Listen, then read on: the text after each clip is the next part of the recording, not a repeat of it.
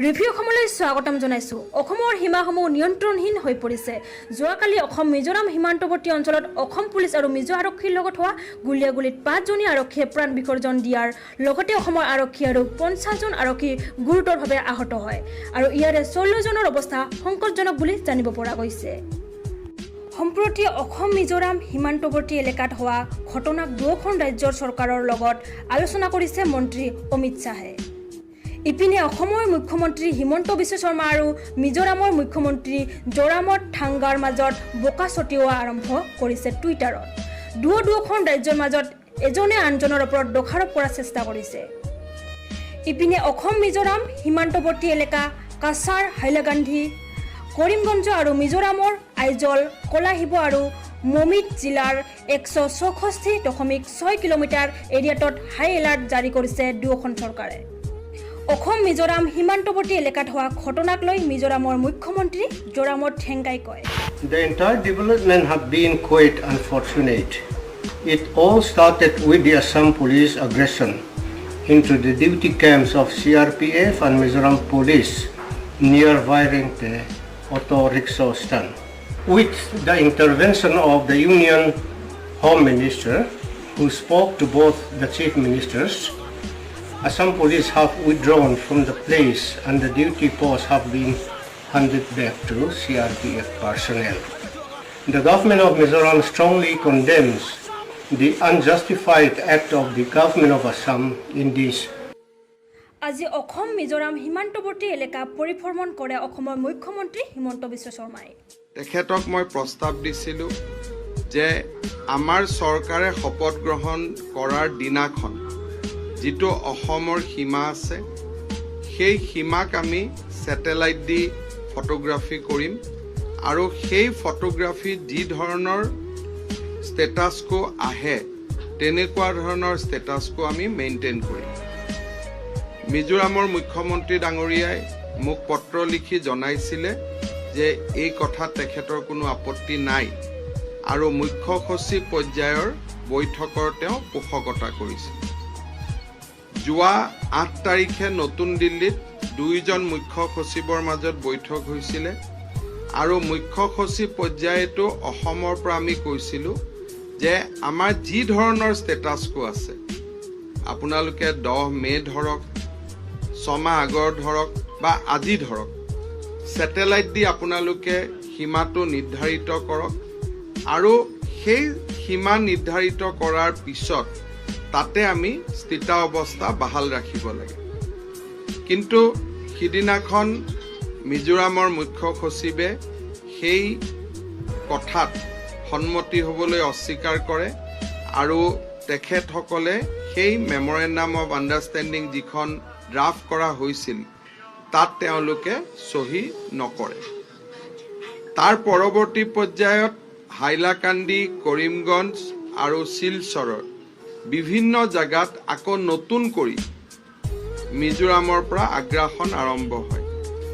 অসম পুলিচে গোটেইকেইটা আগ্ৰাসন ব্যৰ্থ কৰে আৰু আমি নিশ্চিত কৰোঁ যাতে অসমৰ নতুনকৈ কোনো মাটি তেওঁলোকে ল'ব নোৱাৰে আৰু যোৱা এমাহ ধৰি বৰাক উপত্যকাৰ কৰিমগঞ্জ, হাইলাকান্দি আৰু শিলচৰত এই ধৰণৰ ঘটনা ঘটি আছে আৰু বিভিন্ন পৰ্যায়ত ব্যৱস্থা লৈ থকা হৈছিলে যাতে অসমৰ সীমা সুৰক্ষিত হৈ থাকে আৰু প্ৰতিদিনেই আমি মিজোৰামৰ লগত কথা বতৰা পাতি আছিলোঁ। যোৱা 25 তাৰিখে আমাক DFO শিলচৰে আমাক এটা ৰিপৰ্ট দিয়ে যে তেওঁলোকে যিটো আমাৰ ইনাৰ লাইন ফৰেষ্ট আছে সেই ফৰেষ্টৰ ভিতৰত নতুনকৈ এটা ৰাস্তা বনাবৰ কাৰণে আৰম্ভ কৰে। তেতিয়া আমাৰ DC, DIG, IGP আমাৰ গোটেই মানুহখিনি তাতে যায় আৰু যাওঁতে দেখা পায় যে অকল ৰাস্তা এটাই বনোৱাই নহয়, তাত নতুনকৈ পুলিচৰ চকীও তাত প্ৰতিষ্ঠা কৰা হৈছে।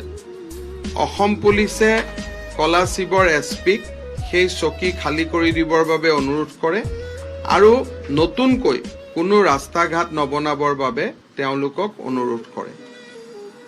প্ৰথম অৱস্থাত তেওঁলোকে পোষ্ট এৰি দিয়ে যদিও পিছত তেওঁলোকে আৰু চিভিলিয়ান লৈ আহি প্ৰথমতে পাথৰ খাজা বন্দুক বুলি কওঁ সেই ধৰণৰ তেওঁলোকে ফায়াৰিং কৰে তেতিয়া আমাৰ IGPয়ে কলাশিবৰ SPক মাতি আনি সেই পোষ্টত বহি নতুনকৈ আমি আলোচনা কৰোঁ যে আপোনালোক আঁতৰি যাওক আৰু এই পোষ্টটো যিহেতু নতুনকৈ আহিছে এই পোষ্টৰ কোনো প্ৰয়োজনীয়তা নাই আৰু শান্তিপূৰ্ণভাৱে এই সমস্যাৰ আমি সমাধান কৰিব লাগে যেতিয়া SP আৰু DIGৰ মিটিং চলি আছে সেই সময়তে পাহাৰৰ ওপৰত তেওঁলোকে পজিশ্যন লৈ আছিল আৰু পাহাৰৰ ওপৰৰ পৰা প্ৰায় আধা ঘণ্টাতকৈ বেছি সময় LMJD ফায়াৰিং খোলে সেই ধৰণৰ ফায়াৰিং সাধাৰণতে নহয় এক্সেপ্ট যদি সীমান্তত কেতিয়াবা বেলেগ দেশৰ লগত হয় বেলেগ কথা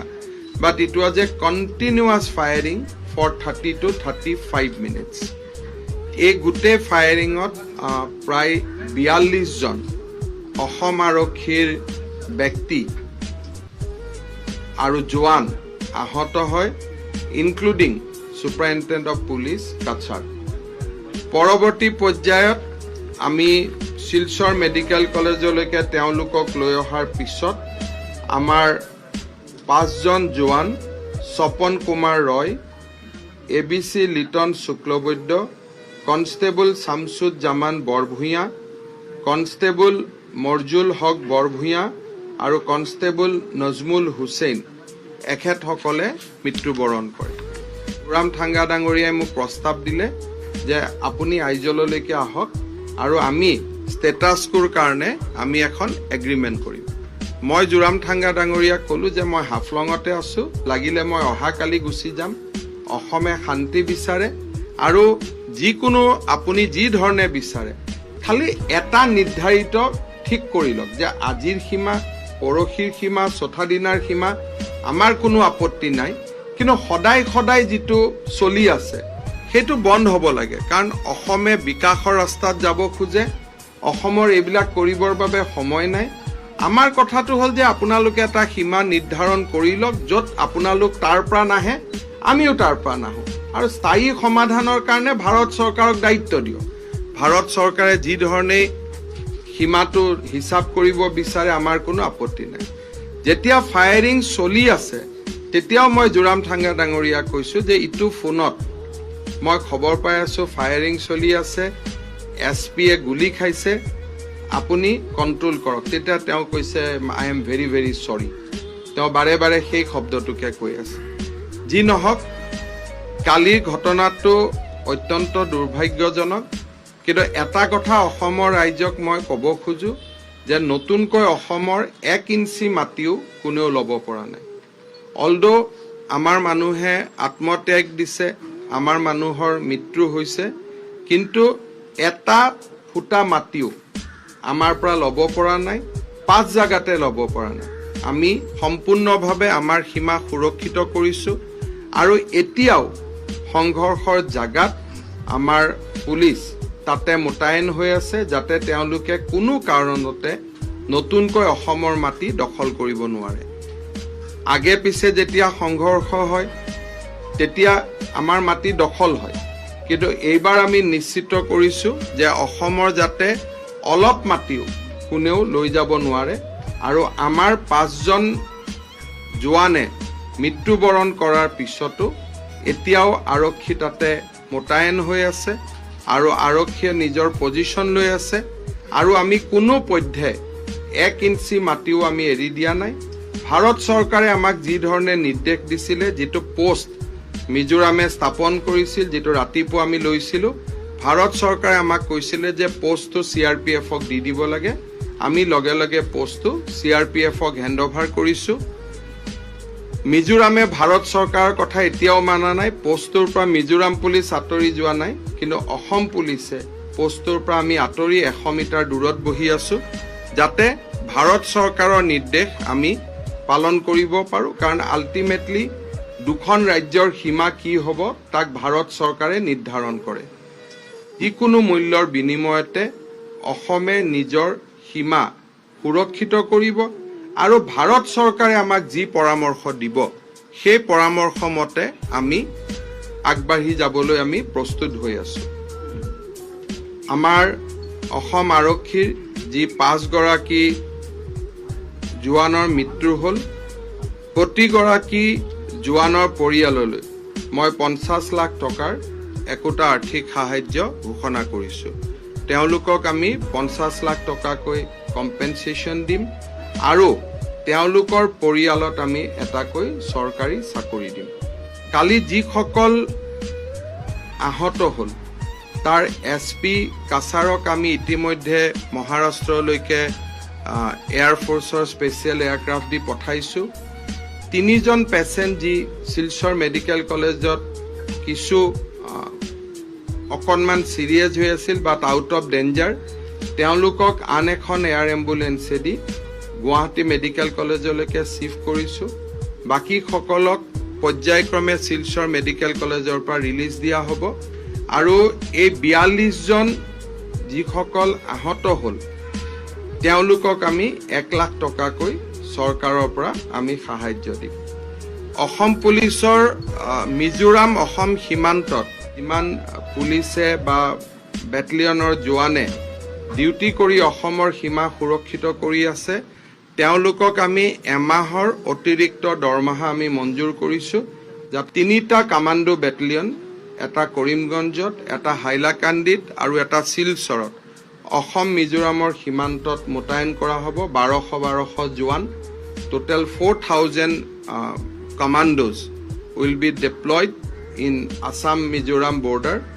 অসম মিজোৰাম সীমান্তত যাতে শান্তি অৱস্থা বাহাল থাকে, ষ্টেটাছকো যাতে কোনেও পৰিৱৰ্তন কৰিব নোৱাৰে, Assam government has also decided to move Supreme Court of India with a suit.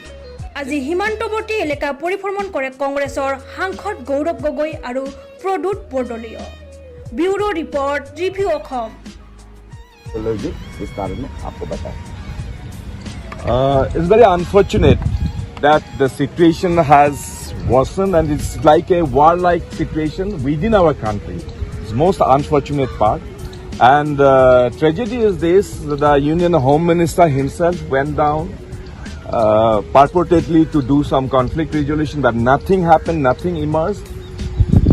We are very sorry. We cannot have this kind of situation to persist.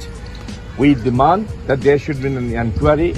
And number 2, there should be very honorable conflict resolution strategy and measures to be taken by both the states and by the union government. The union government's role is of paramount importance, but the union government is apparently shirking its responsibility.